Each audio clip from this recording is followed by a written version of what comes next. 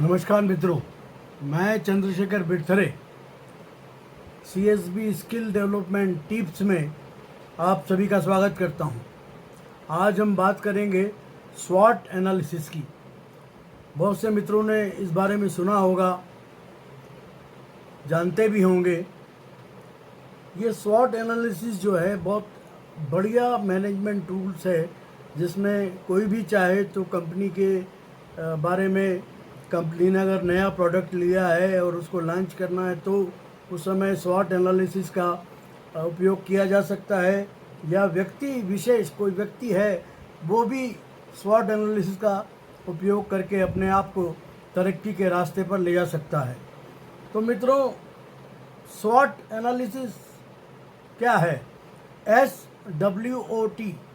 S का मतलब है स्ट्रेंथ यानी ताकतें, W का मतलब है वीकनेसेस यानी कमजोरियाँ, और O का मतलब है अपॉर्चुनिटीज़।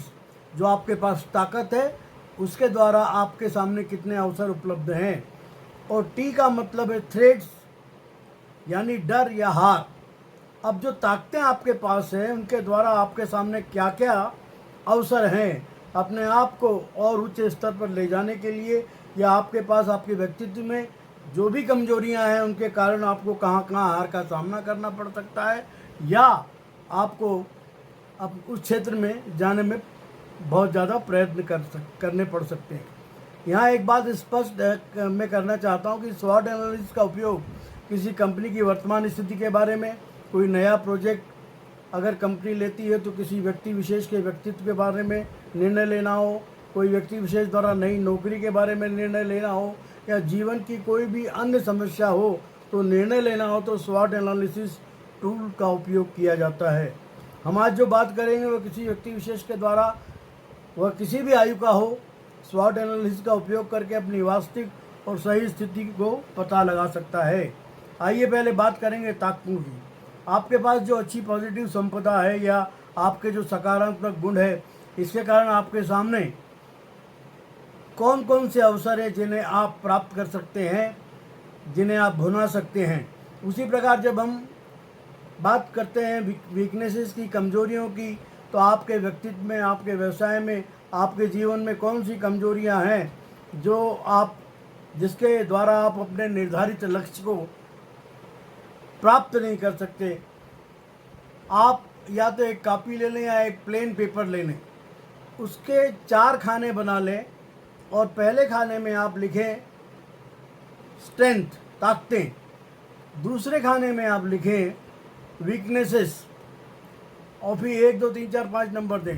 पहले खाने में जहाँ आपने स्ट्रेंथ लिया उसके नीचे वाले खाने में आप लिखेंगे अपॉर्चुनिटीज़, अवसर, और वीकनेसेस के नीचे वाला जो कॉलम है वहाँ आप लिखेंगे थ्रेट्स, डर या हार। ठीक है। अब आप जैसे अपने जो भी आपके गुण हैं, अच्छे गुण हैं, जैसे किसी व्यक्ति में अपन बात करते हैं कि भाई कोई व्यक्ति है जो कहीं जॉब कर रहा है, अब वो उसको और आगे जाना है, उसको और आगे तरक्की करना है, तो वो अपना स्वॉट एनालिसिस करे।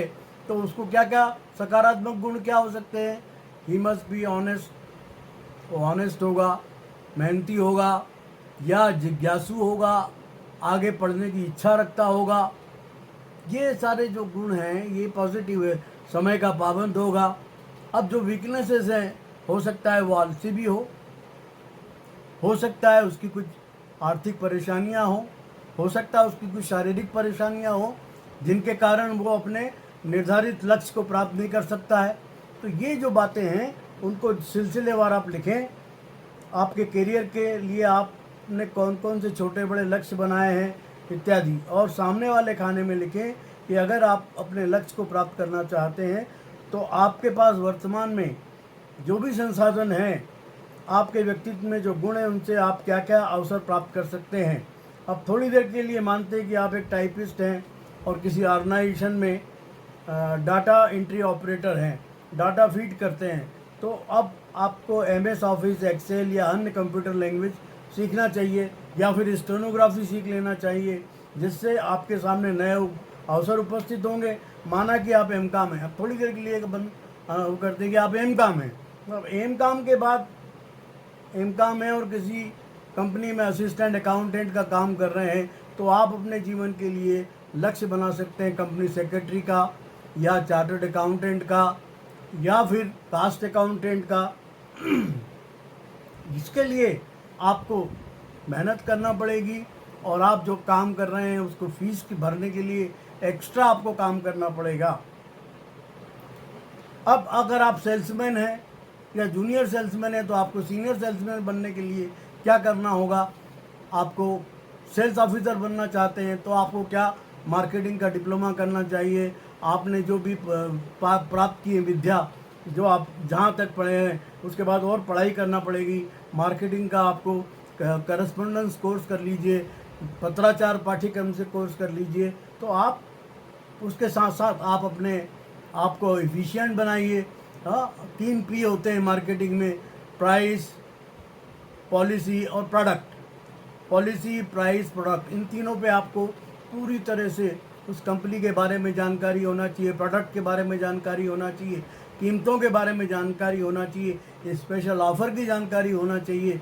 ये जो चीज़ें हैं, और पॉलिसी कंपनी की क्या है, प्रोडक्ट क्या क्या हैं, प्रोडक्ट के बारे में छोटी से छोटी जानकारी भी आपको होना चाहिए। तभी आप उस व्यवसाय में, उस उपक्रम में सफल हो सकते हैं। बाइबल जो किताब है उसमें यीशु ने कहा है कि know thy self, KNOW, know, THY, thy, SELF, self, स्वयं को जानिए, स्वयं को का आकलन करिए, स्वयं का एनालिसिस करिए, अपने व्यक्तित्व को पहचानिए। अब व्यक्तित्व क्या होता है?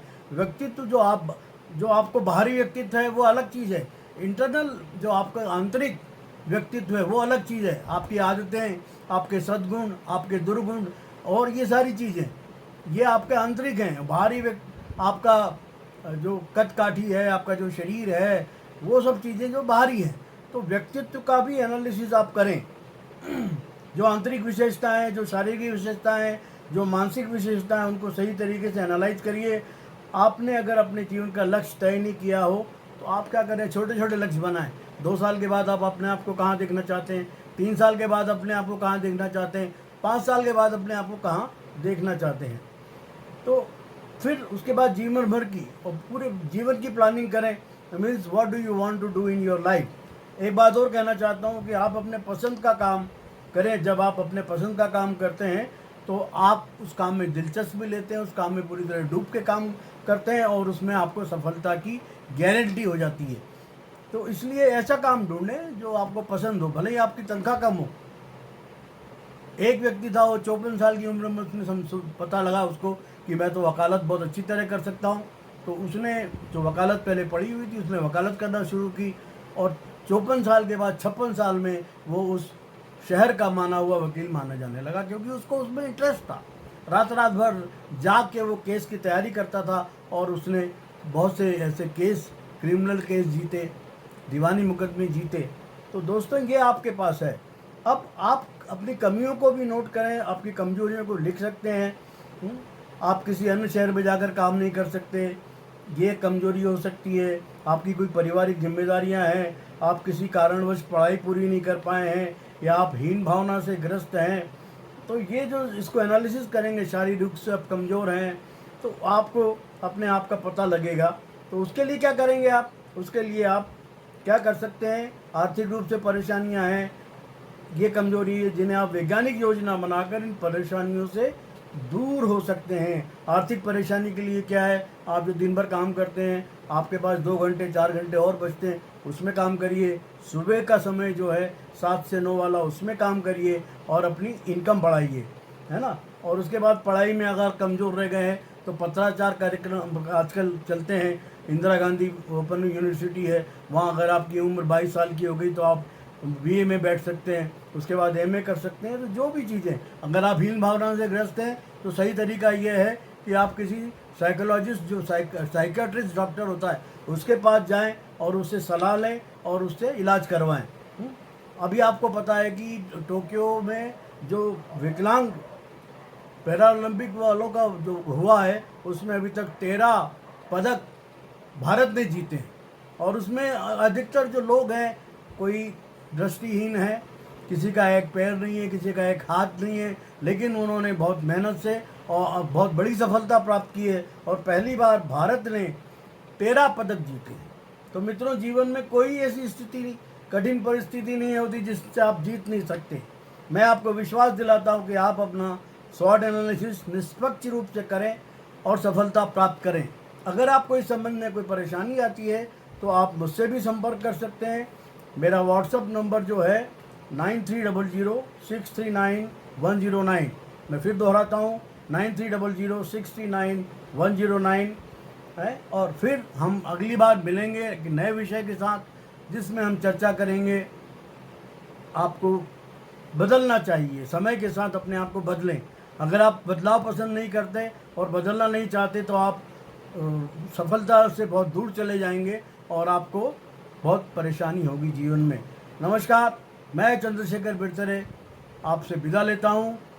CSB स्किल एनहेंसमेंट टिप्स में आपका बहुत बहुत धन्यवाद, धन्यवाद, धन्यवाद।